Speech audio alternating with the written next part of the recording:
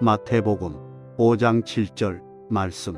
긍휼히 여기는 자는 복이 있나니 그들이 긍휼히 여김을 받을 것이며. 아멘.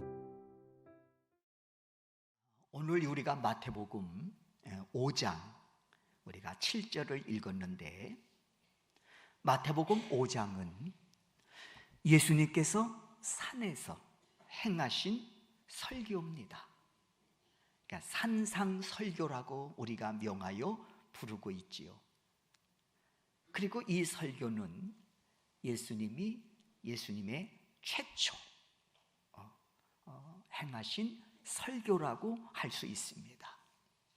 내용은 우리가 알고 있듯이 8가지 팔복이라고 하지요.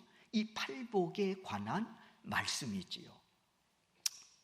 그 중에 오늘 본문은 5번째 복에 관한 말씀입니다. 이렇게 시작하지요. 긍휼히 여기는 자는 복이 있나니. 사전을 찾아보면 이 긍휼이라고 하는 뜻은 불쌍히 여기다, 그리고 돌보아 주다, 그런 뜻입니다. 그러니까 불쌍히 여길 뿐만 아니라 실제적으로 뭔가 행동한다는 것이죠. 그래서 긍휼이라는 단어는 불쌍히 여겨 돌보아 준다, 그런 의미를 갖고 있는 단어입니다. 그런데 사실은 이 긍휼은 하나님께 속한 성품입니다. 이 긍휼은 하나님께 속한 성품. 그래서 이 긍휼이라고 하는 이 단어를 이렇게 뚜껑을 열어보면 그 속에 사랑과 용서, 이 두 단어를 긍휼에서 찾아볼 수 있다고 하는 겁니다. 이때 말하는 이 사랑과 용서는 사랑받을 자격이 없음에도 사랑하고, 용서받을 자격이 없는데도 용서한다는 뜻이에요. 그래서 긍휼이라는 이 단어가 하나님께 속한 성품이라는 것이죠. 사랑할 수 있는 사람을 사랑한다, 누군들 못하겠습니까? 용서할 만한 사람을 용서한다, 누군들 못하겠습니까? 그런데 이 긍휼이라는 것은, 단어는 사랑할 수 없는데 사랑하고 용서받을 수 없는데 용서한다고 하는 그런 의미를 담고 있기 때문에 이 긍휼은 하나님께 속한 성품이라고 하는 단어라는 겁니다. 여러분, 로마서 5장 8절 말씀을 보면 우리가 아직 죄인 되었을 때에 그리스도께서 우리를 위하여 죽으심으로 하나님께서 우리에 대한 자기의 사랑을 확증하셨느니라. 십자가 사건이지요. 사랑할 수 없는 자를 사랑하시기 위해, 용서할 수 없는 자를 용서하시기 위해 예수님 십자가에 달려 죽으심으로 당신의 사랑을 확증하셨다는 말이지요.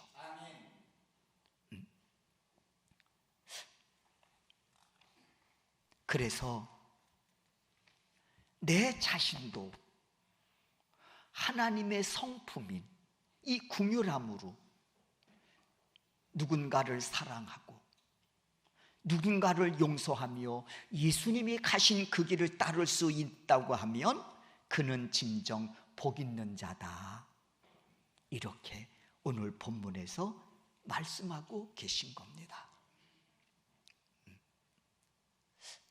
내 자신도 하나님의 성품, 그 성품, 그 긍휼함으로 말이죠.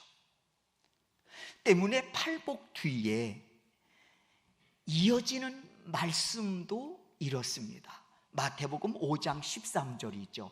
팔복에 관한 예수님이 말씀을 하시면서 이렇게 설교가 이어집니다. 너희는 세상의 소금이다. 그리고 마태복음 5장 14절에서 이어지는 말씀이지요. 너희는 세상의 빛이라. 이 말씀은 이제 너희가 긍휼의 은혜를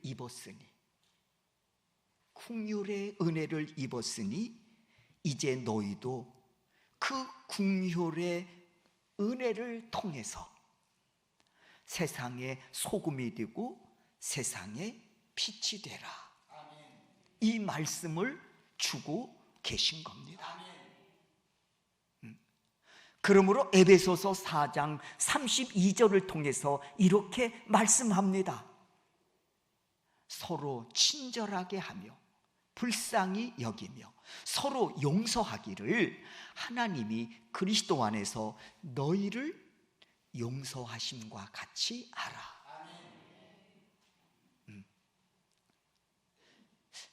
이 말씀을 보면서 이런 생각을 했어요. 내가 누군가에게 따뜻한 식사 한 끼를 대접하고 싶은 거예요. 그런 경우 있잖아요. 내가 누군가에게 따뜻한 식사 한 끼를 대접하고 싶다.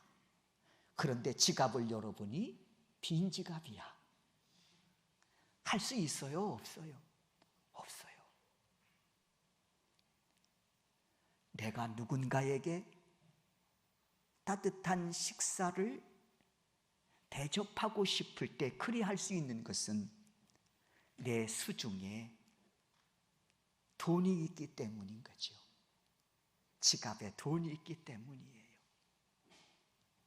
내가 누군가를 사랑하고 싶어요.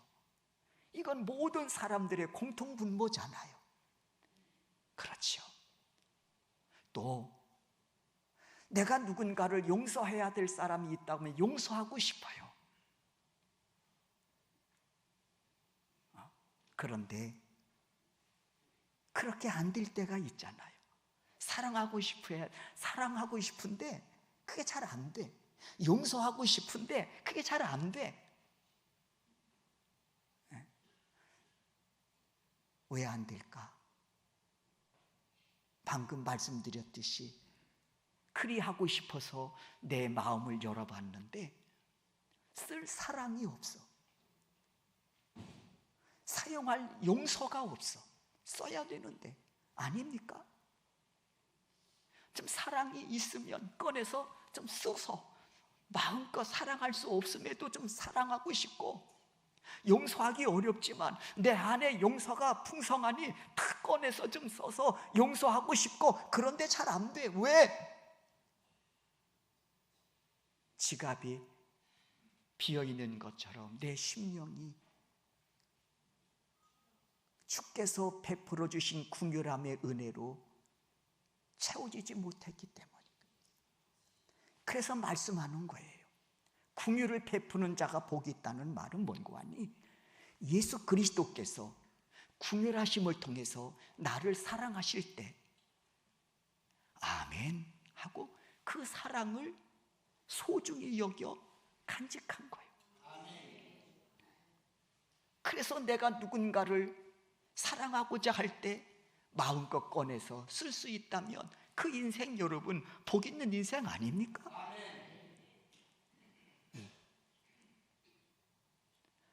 때문에 에베소서 4장 32절에서 서로 친절하게 하며 불쌍히 여기며 서로 용서하기를 하나님이 그리스도 안에서 너희를 용서하심과 같이 하라.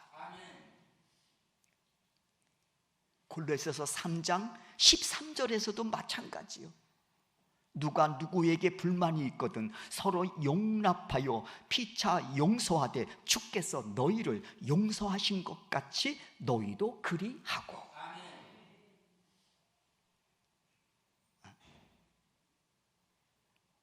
그러므로 사랑하는 성도 여러분, 이 은혜를 헛되이 받지 않고 복 있는 자로 살아가고 있음을 확인하는 순간이 언제인지 아십니까? 그것은 내가 받은 그리스도의 사랑으로 사랑을 누군가에게 전하고 내가 그리스도로부터 받은 그 용서함을 누군가에게 전할 때 바로 복 있는 자로 살아가고 있는 것입니다.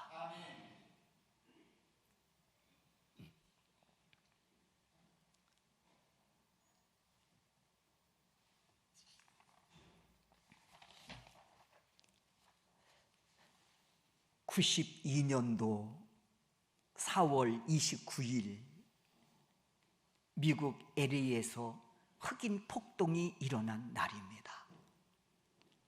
우리나라에서도 매스컴으로 통해서 대대히 알려진 사건이죠. 벌써 꽤 오래됐네요. 92년도에 LA 흑인 폭동 사건이 말입니다. 아시죠? 이 사건이 로드니 킹이라고 하는 한 흑인을 백인 경찰관이 체포하는 그런 사건에서 촉발되었지요. 그 체포 장면이 드러나면서 흑인들에게 인종차별에 대한 불만에 불을 질렀고, 특히 관계된 경찰관을 재판하는 과정에서 무죄 판결이 내려지자 흑인들이 항의가 폭동으로 변한 것이지요. 그런데 이 폭동으로 인해서 많은 한인 상가와 한인 타운이 약탈과 방화로 큰 피해를 입었었지요. 그런데 여러분, 이 폭동의 혼란 중에서도 전혀 피해를 입지 않는 한인 상점들이 있었습니다. 알고 보니 이 가게 주인들은 평소에 어려운 흑인들을 긍휼히 여겨온 사람들이라는 것이지요.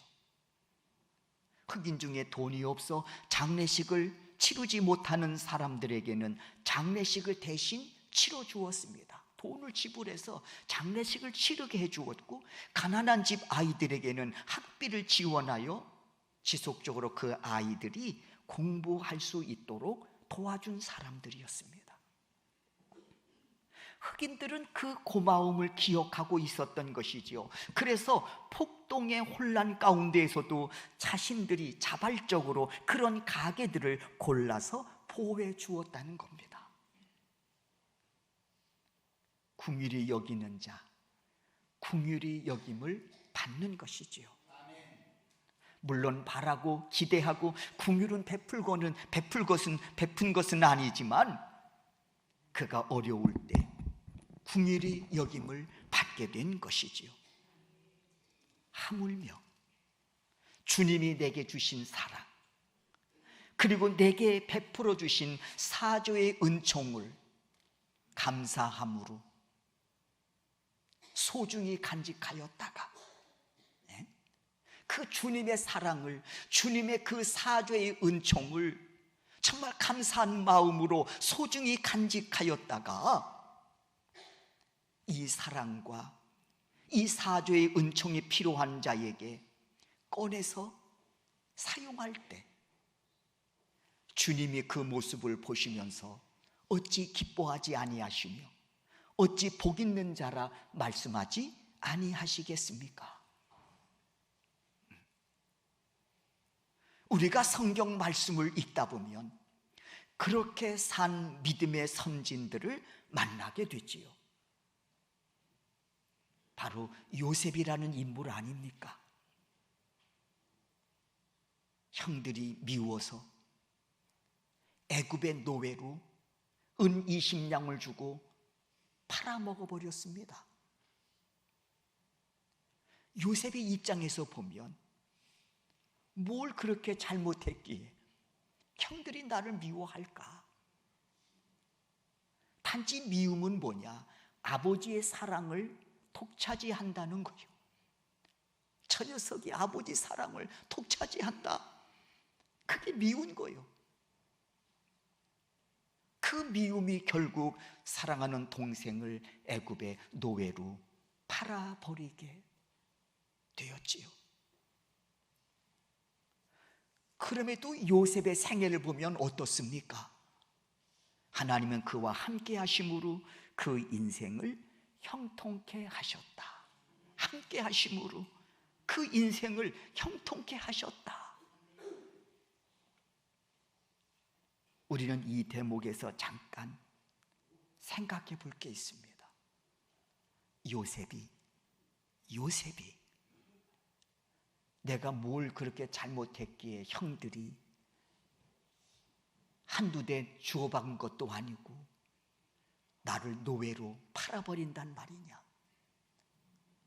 분노와 원한을 갖고 그가 살았다면 그 인생이 어떻게 됐을까요? 내가 어떻게 하면 내가 형들에게 이 원한을 갚을 수 있을까? 이 마음을 가지고 그가 한평생 살았다면, 분노와 원한으로 가득 찬 그 마음을 꿰뚫어 보시는 하나님이 과연 그와 함께 하셨을까? 그에게 형통한 은혜를 부어주셨을까? 여러분은 어떻게 생각하십니까?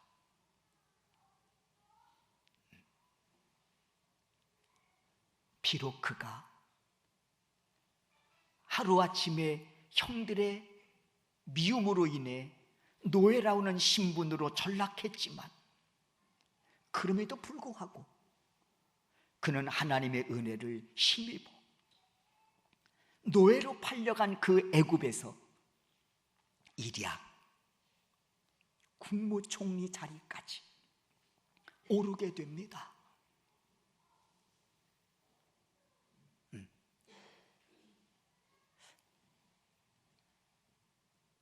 고아원을 운영하시는 목사님 사모님 이런저런 이야기를 하면서 이제 아이들 이제 장래 얘기를 할 거 아니에요. 그 중에 그런 얘기를 해요.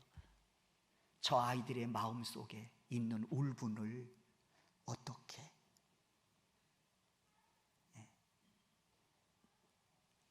저들을 어떻게 거기서 뽑아내느냐. 그것이 자신들의 사역 가운데 참 중요한 일부분이라고 말씀하시더라고요. 그 안에 있는 그 울분을 어떻게 신앙으로 저희들이 승화시킬 수 있도록 저희들을 양육해야 하는지, 그게 큰 과제다, 그렇게 말씀하시더라고요. 요셉, 그에게 울분이 없었을까요?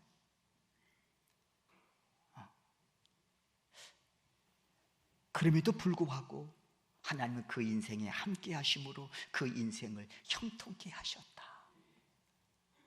저는 그 아이들을 이렇게 보면서 거기가 불교 국가 아닙니까? 그 불교 문화권 속에서 하나님을 만난다고 하는 것이 그리 쉬운 일은 아니에요. 초등학교부터 대학교까지 학교 문화도 완전히 불교 문화란 말이에요. 그런데 이 아이들이 아침마다 새벽마다 학교 가기 전에 모여서 예배를 드립니다. 복이잖아요. 그리고는 아이들이 그 안에서 말씀으로 양육하고 사랑으로 돌봄을 받고, 그 아이에서 전교 1등이 2명이나 있습니다. 그 안에. 이번에도 제가 2월에 우리 목사님들 모시고 이제 가기 때문에 다시 한번 점검하고 하고 돌아오는데, 이제 제가 잘 있어 3월에 보자 그랬더니 한 아이가 그런 얘기를 하는 거예요. 캄보디아 말로 말하면 뭐를 못 알아들으니까 그냥 해석해서 목사님, 제가 이번에도 열심히 해서 1등 할게요. 그 목사님, 저 뭔 말이야? 내가 물으니까 뭐라고 바깥에서 막 소리를 치는데 제가 알아들을 수가 있어야지. 그랬더니 그 말이요, 이번에도 열심히 해서 목사님 꼭 1등 하겠다는 이야기예요. 그래, 꼭 1등 해. 네, 맞습니다. 오늘 요셉, 하나님이 그와 함께 하심으로 애굽의 국무총리까지 오르게 하셨지요. 그리고 훗날 아시지요? 이 요셉은 형들을 만나게 됩니다. 자기를 은 20냥에 노예로 팔아버린 형들을 만나는 거예요. 7년 흉년이 들자 형들은 애굽으로 양식을 구하러 온 것이지요. 그때 요셉은 애굽의 국무총리가 돼서 형들을 맞이하게 된 겁니다. 요셉은 반가워서 어쩔 줄 몰라 했습니다. 그 앞에 내색을 안 하고 잠시 방에 들어가서 막 울고 다시 나왔다고 했습니다. 얼마나 반가운지. 그런데 형들은 두려움에 떨고 있습니다.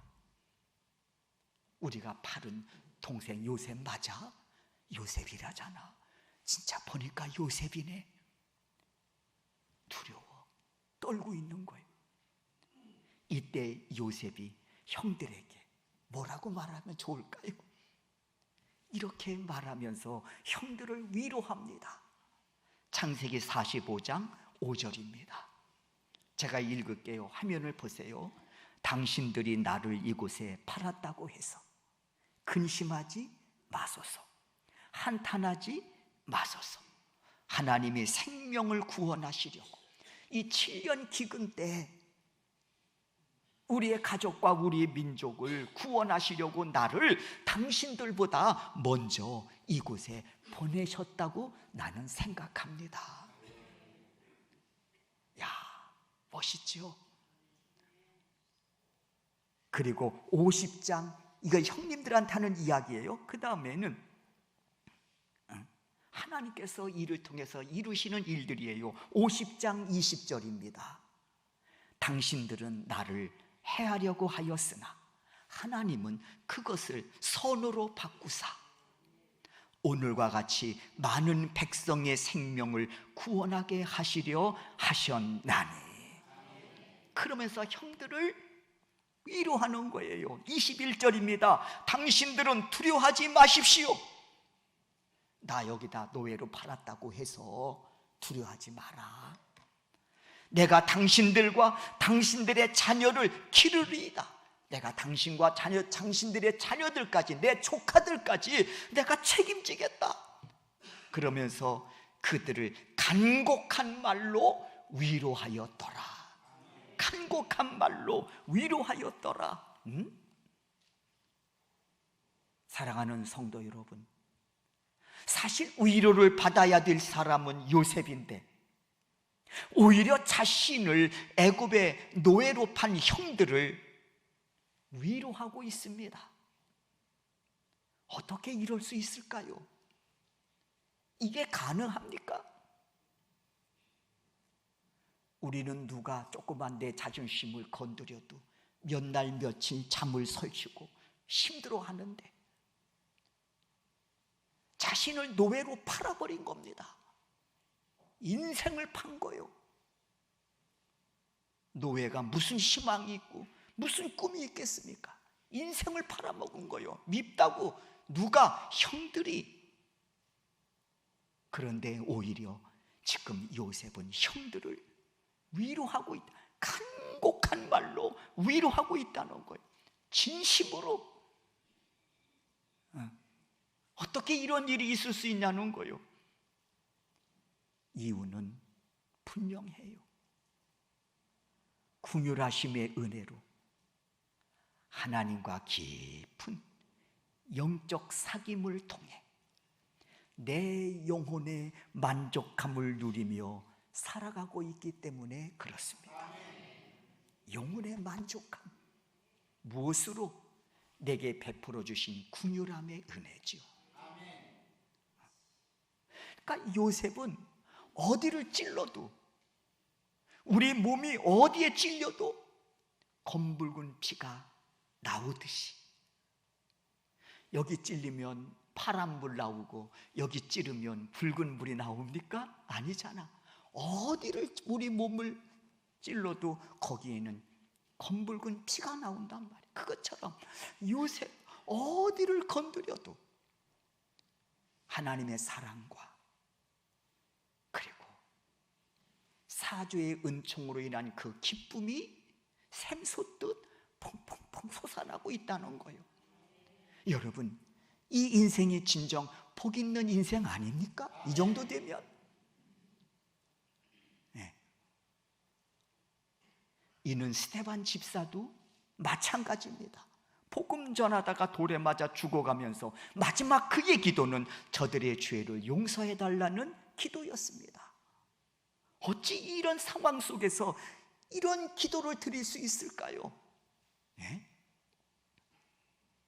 그의 심령 안에 궁휼하심의 은혜로 베풀어 주신 사랑이 풍성하고 십자가 은총으로 죄사함의 감사와 기쁨이 강물되어 흐르고 있기 때문이었습니다. 네? 사랑하는 성도 여러분, 사람은 외모도 단장하며 살아야 하는 것 마땅합니다. 그래야 됩니다. 그러나 그리스도인이라며 속사람이 아름답게 단장되어져야 할 줄로 믿습니다. 왜요? 하나님은 우리의 중심을 보시기 때문입니다. 속사람이 그래서 보시기에 아름다워야 한다는 거예요. 무엇로 꾸미면 아름다울까? 저는 긍휼의 은혜로 우리의 속사람이 꾸며진다면, 긍휼의 은혜로 채워진다면 주께서 보시고 너는 진정 복 있는 자라 말씀하시면서 기뻐하시고 우리의 삶을 응원해 주실 줄로 믿습니다. 명심하시기를 바랍니다.